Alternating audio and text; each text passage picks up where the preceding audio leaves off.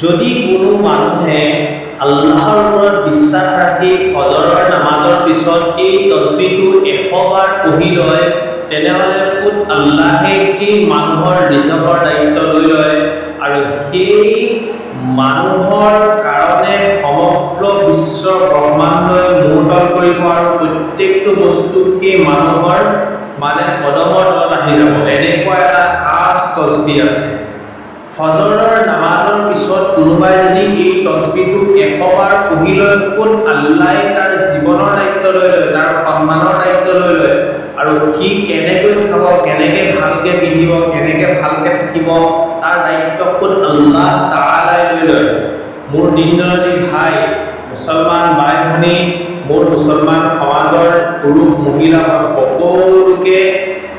আপোনালোকক মই অনুৰোধ কৰিছো আপোনালোকে যাতে ফজৰৰ নামাজ কাজা নকৰে আল্লাহ তাআলাৰ ফালৰ পৰা ফজৰৰ নামাজটো আমাক দিয়া এটা বহুত ডাঙৰ নিয়ামত হয় আৰু আজি মই এনেকুৱা এটা তসবিহ কথা আপোনালোকক কম যিটো তসবিহ ফজৰৰ নামাজৰ পিছত লোৱা হয়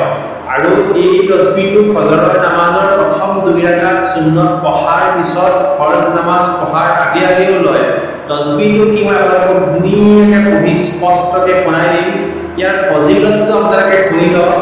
যে আল্লাহৰ নবী সাল্লাল্লাহু আলাইহি ওয়াসাল্লামে কৈছিল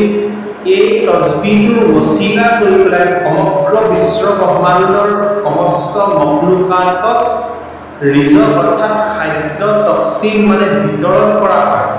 আপুনি ভাবিবলৈ আচৰিত হৈ যাব কিমান ডাঙৰ এটা কথা এটা তসবিহৰ ওসিলা কৰি জৰিয়া লৈ পেলাই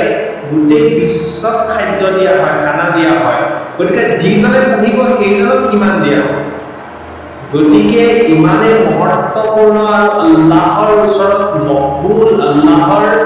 মানে ৰহমতৰ খাজানা খুলি যোৱা এটা তসবিহ আল্লাহৰ নবী আমাক শিকাই থৈ গৈছে তসবিহটো স্পষ্টকৈ শুনি লওক যাতে এই তসবিহটো আপুনি আমলত আনিব পাৰে আপুনি ইয়াৰ পৰা আল্লাহৰ ৰহমত আল্লাহৰ ফজল আল্লাহৰ খাজানাৰ পৰা আপোনাৰ ঘৰলৈ আপুনি টকা পয়সা ৰিজকৰ ৰাস্তা খোলাব পাৰে তসবিহটো মই পঢ়ি দিছো আউযু বিল্লাহি মিনাশ শাইতানিৰ ৰাজিম বিসমিল্লাহিৰ ৰহমানিৰ ৰহিম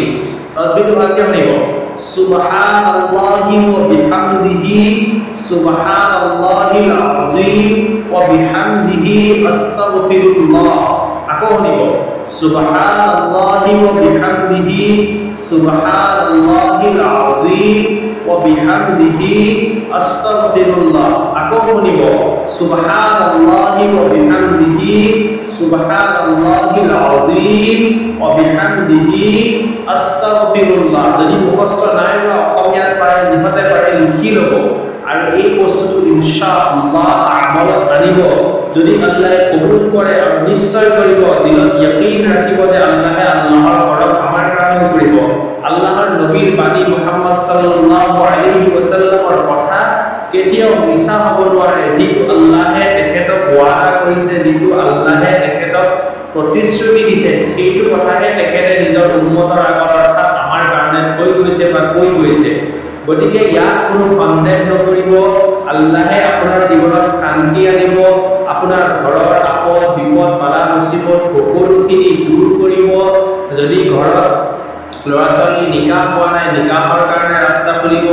যদি কিবা বিপদত পৰি আছে বিপদ দূৰ কৰিব যদি অভাৱ আছে অভাৱ দূৰ কৰিব যদি ধাৰত লিপ্ত হৈছে ঋণত আছে ঋণ মুক্ত কৰিব